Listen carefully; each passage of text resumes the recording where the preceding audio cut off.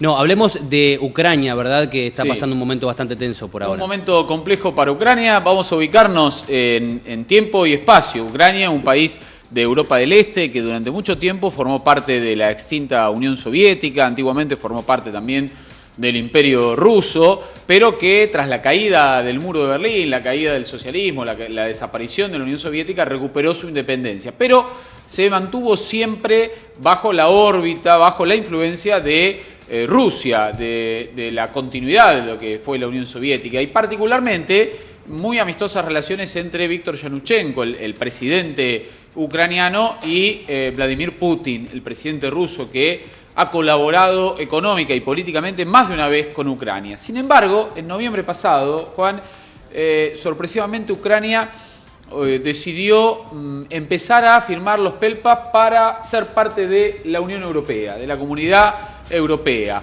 Con lo cual, claro, al tomar ese camino se alejaba del camino de Rusia, que también está intentando recrear una especie de comunidad de naciones, no como la Unión Soviética, pero bueno, una comunidad de naciones con buenos vínculos y bajo la influencia rusa.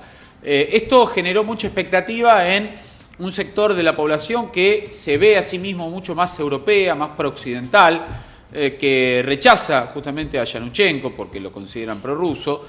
Y la sorpresiva decisión del presidente ucraniano de dar marcha atrás con esto y volver a respaldarse en Rusia, tras las presiones que hubo de Putin en ese sentido, bueno, generó el descontento y la ira en al menos la mitad de la población ucraniana, que salió a la calle con furia a protestar, tomó edificios públicos, hizo barricadas en las calles, bueno, toda una serie de eventos violentos que generaron mucha incertidumbre sobre el futuro de Ucrania, generaron presiones de ambos lados, del lado de la Comunidad Europea y de Estados Unidos, del lado ruso también.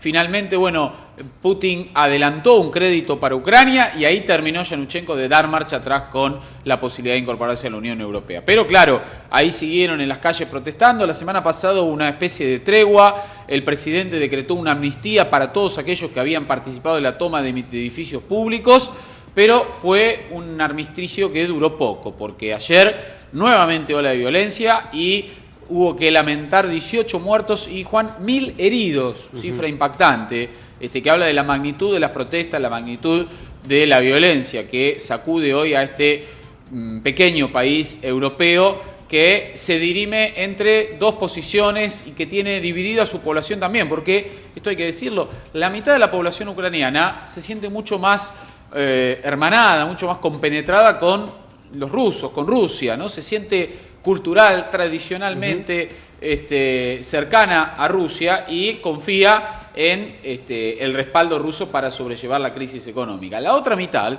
se siente más prooccidental, más proeuropea y quiere a toda costa ingresar en la Unión Europea, ingresar en la Comunidad Europea de Naciones, ser parte del euro, ser parte de la no exigencia de visa para transitar por los países de Europa.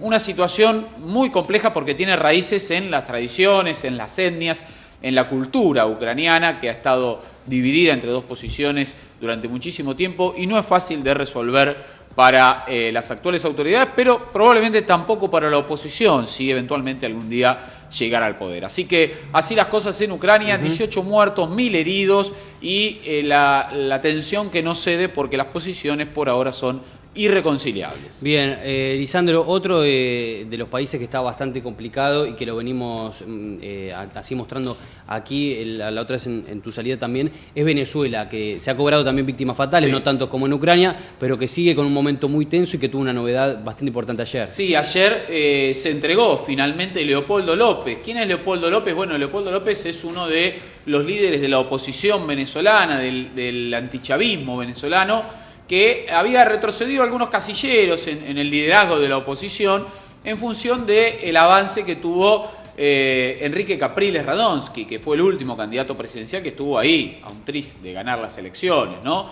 Entonces, ante la derrota de Capriles y el marco en que se dio esta derrota, recordemos que Maduro le ganó por apenas el 1,5%, entonces volvió a tomar fuerza el ala dura de la oposición, el ala más fundamentalista, más combativa, que promueve la salida a la calle de la población y le da nombre de La Salida a esta serie de protestas que se vienen dando en las calles de Venezuela, sobre todo de Caracas, de la capital, y que tienen como marco, hay que decirlo, no solo, por supuesto, el interés político, la ambición de Leopoldo López y la búsqueda de la salida de Maduro, del presidente venezolano, sino también tiene como contexto la grave crisis económica que sacude a Venezuela. Una inflación que supera el 50%, desabastecimiento, una disparidad muy grande entre el dólar oficial y el dólar paralelo en un país que ha logrado grandes mejoras en lo social y en lo económico de la mano de Hugo Chávez,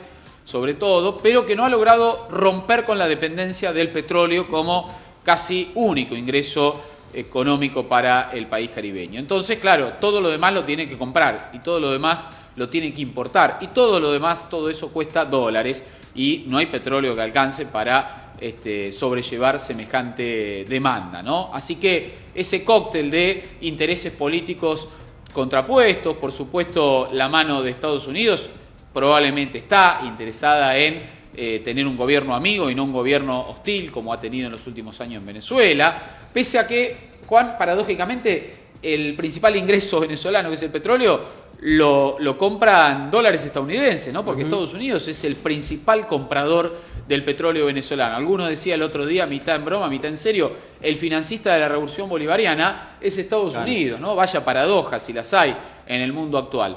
Y Leopoldo López que escala posiciones, porque esta detención que ha tenido López es un dolor de cabeza para Maduro, si se me permite hacer este análisis. Porque claro, lo tiene que detener porque lo desafía, porque sale a la calle cuando la marcha estaba prohibida, porque se genera violencia.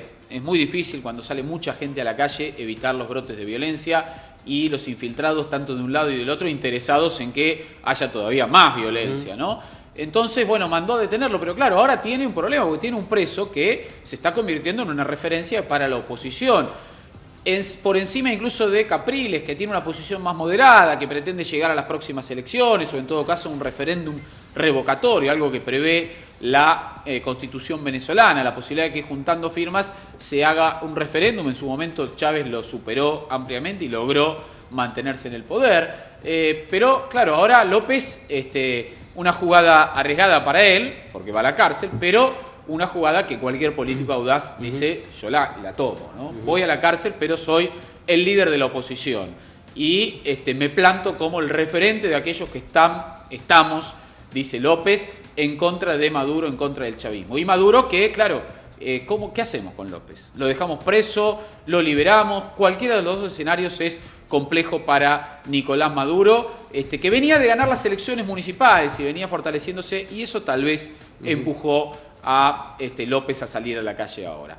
Veremos cómo evoluciona la situación venezolana. Hay mucha tensión, hay violencia, no se ha llegado por suerte a la cantidad de muertos que hay en Ucrania, como bien decías vos, Juan, se han contado 3 muertos únicamente, pero está ahí, la situación está candente. Hay amenazas de secuestros, denuncias de secuestros de policías, en un país que de por sí tiene una tasa de inseguridad de las más altas del mundo.